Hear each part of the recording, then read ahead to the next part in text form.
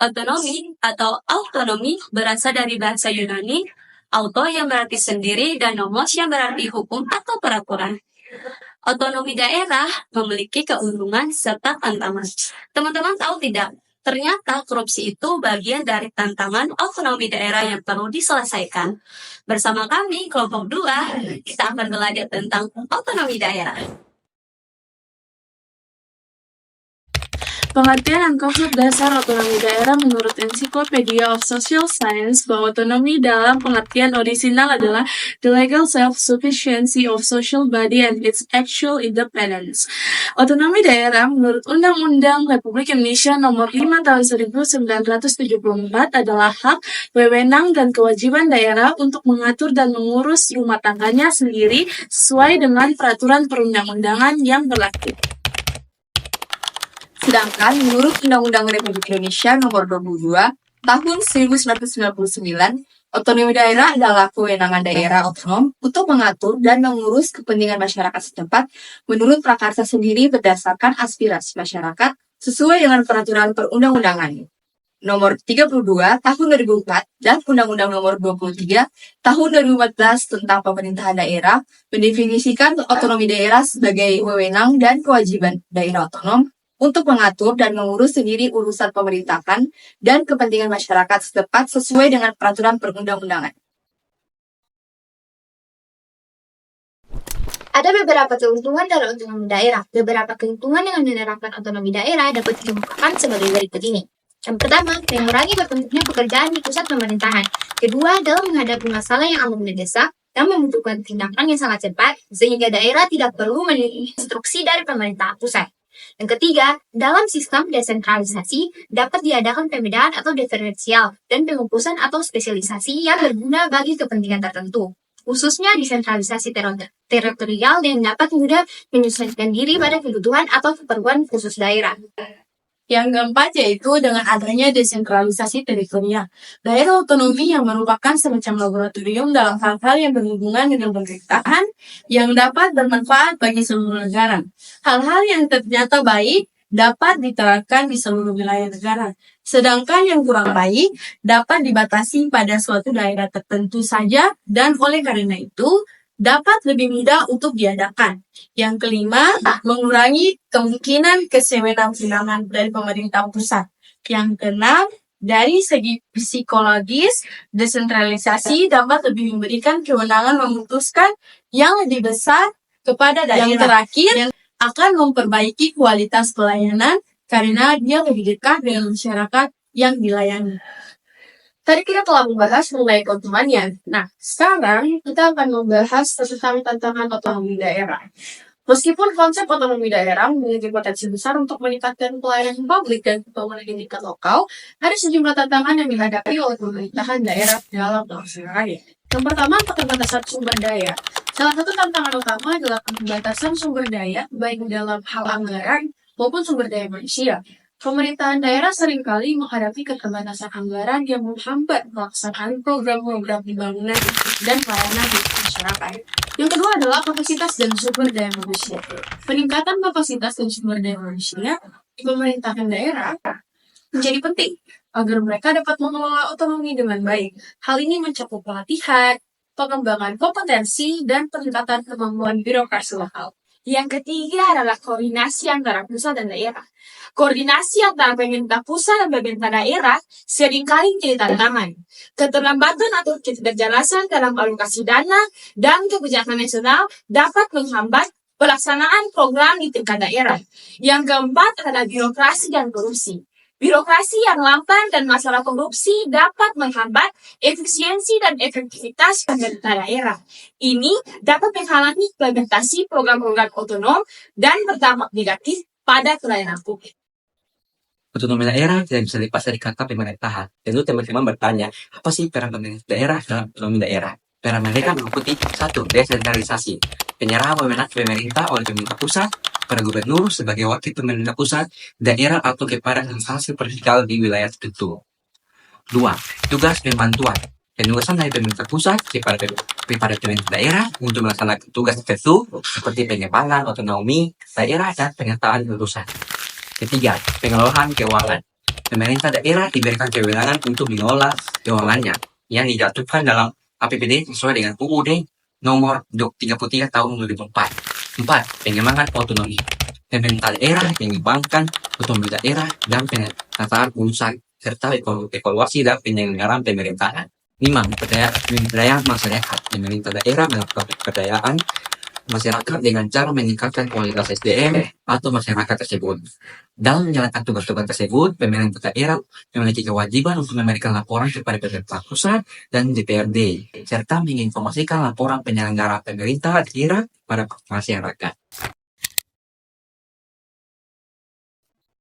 Kajian mengenai kedudukan masyarakat sebagai aktor dalam pembangunan dan penyelenggaraan pemerintahan mulai muncul setelah sebelumnya lahir model Tripartite Helix, yaitu koordinasi dan kerjasama antara 3 aktor pemerintah, industri, dan universitas. Kemudian dikembangkan bahwa masyarakat sipil juga penting dalam berpartisipasi, berkoordinasi, dan berinteraksi dengan pemerintah, universitas, dan industri yang kemudian disebut dengan Quadruple Helix. Berkaitan dengan hal tersebut, alasan utama mengapa partisipasi masyarakat sangat penting menurut Kornias ialah pertama karena masyarakat merupakan sumber informasi utama mengenai kebutuhan dan kondisi yang mereka hadapi. Yang kedua, masyarakat akan lebih mempercayai program kegiatan pembangunan apabila dilibatkan langsung karena mereka akan lebih mengetahui seluk-beluk program kegiatan dan akan mempunyai rasa memiliki terhadap program kegiatan tersebut. Yang ketiga, mendorong partisipasi akan menimbulkan anggapan bahwa mereka suatu hak demokrasi bila masyarakat dilibatkan dalam pembangunan. Berbagai negara di dunia juga mencoba membuka partisipasi masyarakat dalam pembangunan maupun penyelenggaraan pemerintahannya, seperti Open Government Partnership atau OGP, kerjasama multilateral yang didirikan oleh pemerintah Indonesia, Amerika Serikat, Inggris, Norwegia, Meksiko, Brasil, Afrika Selatan, dan Filipina, di mana OGP melibatkan pemerintah dan masyarakat sipil diantaranya dalam mengembangkan rencana aksi keterbukaan pemerintah sebagai usaha mewujudkan pemerintahan yang terbuka, akuntabel, dan partisipatif. Di lingkup Indonesia dikenal dengan Open Government Indonesia OGI, yang saat ini sudah masuk dalam pelaksanaan rencana aksi edisi ke-6. Sejalan dengan agenda tersebut, pemerintah telah mengeluarkan kebijakan terkait yaitu pada bagian konsideran Undang-Undang Nomor 23 Tahun 2014 tentang Pemerintahan Daerah yang menyatakan bahwa diperlukan partisipasi masyarakat untuk mempercepat terwujudnya kesejahteraan masyarakat. Lebih lanjut, dalam pasal 354 mengamanatkan bahwa dalam penyelenggaraan pemerintahan daerah, pemerintah daerah mendorong partisipasi masyarakat dengan berbagai cara. Pertama, keterbukaan informasi yang dapat dilakukan melalui sistem informasi, media cetak atau elektronik, papan pengumuman, ataupun permintaan secara langsung kepada pemerintah daerah terkait. Yang kedua, mendorong peran aktif kelompok dan organisasi masyarakat. Yang ketiga, kelembagaan dan mekanisme pengambilan keputusan yang memungkinkan kelompok dan organisasi kemasyarakatan dapat terlibat secara aktif. Keempat, pengambilan keputusan dengan melibatkan masyarakat. Dan yang kelima, kegiatan lainnya sesuai dengan kebutuhan dan inovasi daerah untuk mengatur lebih lanjut mengenai partisipasi masyarakat tersebut, juga telah mengeluarkan peraturan pemerintahan Nomor 45 Tahun 2017 tentang partisipasi masyarakat dalam penyelenggaraan pemerintahan daerah. Dalam peraturan tersebut, telah diatur bahwa partisipasi masyarakat dapat dilakukan melalui konsultasi publik, penyampaian aspirasi, rapat dengar pendapat umum, kunjungan kerja, sosialisasi hingga seminar, prakarya, dan diskusi. Kemudian beberapa cakupan partisipasi masyarakat dalam penyelenggaraan pemerintahan daerah yang perlu dipelajari dan dipahami oleh masyarakat itu sendiri ialah meliputi partisipasi masyarakat dalam penyusunan peraturan daerah dan kebijakan daerah, perencanaan, penganggaran, pelaksanaan, pemonitoran, dan pengevaluasian pembangunan daerah, pengelolaan aset dan atau sumber daya alam, dan penyelenggaraan pelayanan publik. Apa sih hubungan antara otonomi daerah dan pembangunan ekonomi, dan apa tujuannya otonomi daerah dalam pembangunan ekonomi? Pembangunan ekonomi daerah adalah suatu proses yang mencakup pembentukan industri baru, pembangunan industri alternatif, perbaikan kapasitas tenaga kerja yang ada untuk menghasilkan produk dan jasa yang lebih baik, identifikasi pasar-pasar baru, alih pengetahuan dan teknologi, serta pengembangan usaha-usaha baru. Tujuan utama dari setiap pembangunan ekonomi daerah adalah untuk meningkatkan jumlah dan jenis peluang kerja untuk masyarakat daerah. Untuk mencapai tujuan tersebut, pemerintah daerah dan masyarakat harus secara bersama-sama mengambil inisiatif pembangunan ekonomi daerah. Oleh karena itu, pemerintah daerah dengan partisipasi masyarakat disertai dengan dukungan sumber daya yang ada harus mampu menghitung potensi sumber daya yang diperlukan untuk merancang dan membangun ekonomi daerah. Strategi pembangunan ekonomi daerah. Secara umum, strategi pembangunan ekonomi daerah dalam mengembangkan kesempatan kerja bagi penduduk yang ada sekarang dan upaya untuk mencapai stabilitas ekonomi serta mengembangkan basis ekonomi dan kesempatan kerja yang beragam. Pembangunan ekonomi akan berhasil bila mampu memenuhi kebutuhan usaha. Hal ini untuk mengantisipasi kemungkinan terjadinya fluktuasi ekonomi sektoral yang ada akhirnya akan mempengaruhi kesempatan kerja. Ada 4 strategi pembangunan ekonomi kerja, yaitu 1. Strategi pengembangan fisik, 2. Strategi pengembangan dunia usaha, 3. Strategi pengembangan sumber daya manusia, dan yang keempat, strategi pengembangan masyarakat. Kondisi yang terjadi di sebagian besar alam Provinsi Nusa Tenggara Timur telah menjadi tandus dan gersang, kekeringan, dan rawan pangan seolah menjadi bencana yang rutin dihadapi oleh warga NTT. Hampir setiap tahun, kemiskinan, kasus gizi buruk, angka putus sekolah, serta angka pengangguran yang tinggi pada akhirnya menjadi mata rantai lanjutan dari persoalan itu. Berdasarkan pantauan perkumpulan perkembangan inisiatif dan advokasi rakyat Nusa Tenggara Timur sepanjang 2019 terhadap 16 dari 21 kabupaten di NTT. Ada 125 kasus dugaan korupsi dengan total indikasi kerugian negara 256,3 miliar. Padahal dana sejumlah itu jika digunakan untuk melakukan intervensi pemulihan gizi buruk anak balita yang dalam 90 hari membutuhkan 1,5 juta per anak balita, bisa menjangkau sekitar 170.000 anak balita. Jumlah anak balita penderita gizi buruk di Nusa Tenggara Timur mencapai 60.616 dari total 504.900 anak balita di sana.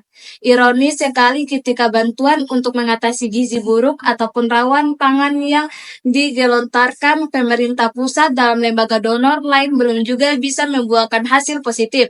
Sementara di sisi lain ada indikasi korupsi keuangan negara nilainya lebih dari 2 kali lipat dari anggaran yang dibutuhkan untuk penanganannya seluruh kasus gizi buruk di sana. Bencana korupsi yang melanda Nusa Tenggara Timur bisa dikatakan sudah cukup kronis. Pelakunya merasuk dan tergeser di berbagai lapisan, melalui dari oknum penjabat Pemda, pemimpin proyek, entitas swasta, anggota DPRD, pengurus partai politik, camat, kepala desa, bahkan hingga kepala sekolah dan guru.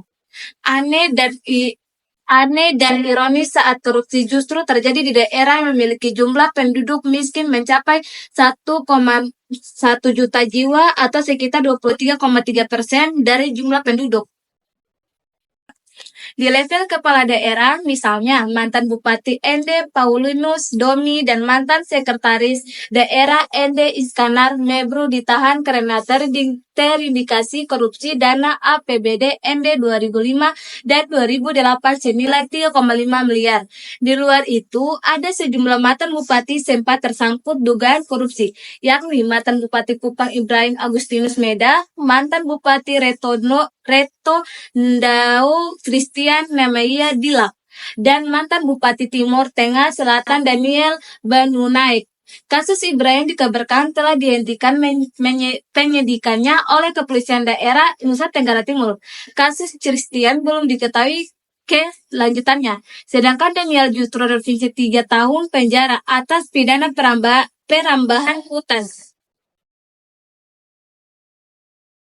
Berdasarkan tantangan yang ada, berikut adalah solusi untuk hal tersebut. Yang pertama, keterbatasan sumber daya.